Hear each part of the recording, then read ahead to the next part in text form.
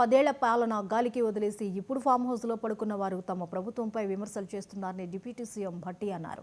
వికారాబాద్ జిల్లాలోని స్థానిక ఎమ్మెల్యే మనోహర్ రెడ్డి ఆధ్వర్యంలో లబ్ధిదారులకు రేషన్ కార్డుల పంపిణీ కార్యక్రమం జరిగింది. ఈ కార్యక్రమానికి మంత్రులు భట్టి, శ్రీధర్ బాబు, స్పీకర్ గడ్డం ప్రసాద్, చీఫ్ విప్ పట్నం మహేందర్ హాజరయ్యారు. రాష్ట్ర ఆర్థిక పరిస్థితిని ఉద్యోగులు అర్థం చేసుకోవాలని, ఆందోళన చెందాల్సిన అవసరం లేదని భట్టి అన్నారు. ఉద్యోగుల అవసరాలు తీర్చడంలో తమ ప్రభుత్వం ముందుంటుందని పేర్కొన్నారు. గత పాలకులు ఏనాడు ఉద్యోగులకు మొదటి తారీఖున జీతాలు ఇవ్వలేదని భట్టి విమర్శించారు. ఈరోజు మీ అందరికీ తెలిసిందే, ఒక దశాబ్ద కాలం పాటు రేషన్ కార్డుల కోసం చూసి చూసి చూసి కొత్తగా పెళ్లిళ్ళైనటువంటి కుటుంబాలు ఆ కార్డు రాకపోతే రావాల్సినటువంటి రేషన్ అందక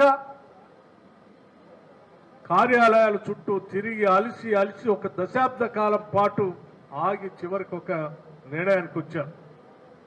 తిరిగి ఇందిరమ్మ రాజ్యం వస్తే తప్ప మాకు కార్డులు రావని చెప్పి ఆలోచన చేసి తిరిగి ఇందిరమ్మ రాజ్యాన్ని తెచ్చుకున్నారు. ఆ తెచ్చుకున్నటువంటి ఇందిరమ్మ రాజ్యంలో ఈరోజు అర్హత కలిగినటువంటి ప్రతి పేద కుటుంబానికి రేషన్ కార్డులు ఇచ్చుకుంటూ పోతా ఉన్నాం. చాలా మంది అనుకుంటుండొచ్చు రేషన్ కార్డులు ఇవ్వటమే కదా అని.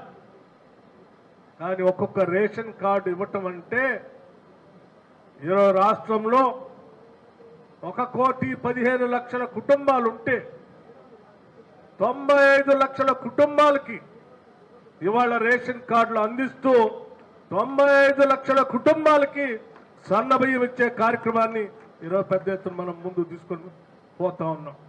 మరి గత 10 సంవత్సరాలు మేము వస్తూ ఉంటే శాసనసభ్యులు చెప్తా ఉన్నాం, మా నియోజకవర్గంలో పేదవాళ్ల కోసం ఇందిరమ్మ ఇళ్లను శాంక్షన్ చేసి మేము వడివడిగా పనులు మొదలుపెట్టి పోతా ఉన్నాం.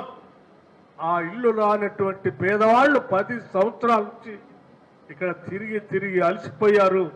వాళ్ళ కోసం ఈరోజు ఒక్కొక్క ఇంటికి 5 లక్షల రూపాయల లెక్క 3,500 ఇళ్లని శాసనసభ నియోజకవర్గంలో శాంక్షన్ చేసుకొని రాష్ట్ర వ్యాప్తంగా 4,50,000 ఇళ్లని 22,500 కోట్ల రూపాయలతో ఈరోజు ఈ సంవత్సరం మనం ప్రారంభోత్సవం భూపూజ